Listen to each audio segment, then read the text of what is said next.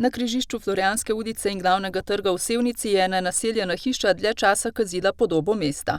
Bila je dotrajana in zapuščena, zaradi vlage so bili zidovi in streha prepereli, zato so se na občini odločili za njeno rušitev. Ta objekt je bil dolgo časa naprodaj, nihče se ni zanimal, glede na stanje, da je nekako omejeval javno infrastrukturo, ga je odkupila občina.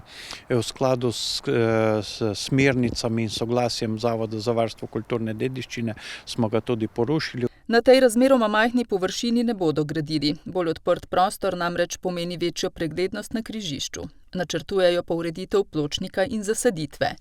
Ni pa to edini ukrep v starem mestnem jedru. Tudi v tem letu se ureja frizerski salon Krojc, ki bo nekako pomladi predan svojemu namenu kot turistično-zgodovinska znamenitost, in parkirišče, ki bo nekoliko odmaknjeno iz mestnega jedra, ki nekako ne bo podvrženo modri coni in bo namenjeno za nekako dolgotrajnejše parkiranje za tiste, ki prihajajo v mestno jedro za nekoliko dlje časa. Z omenjenimi ukrepi želijo ohraniti aktivno trško jedro.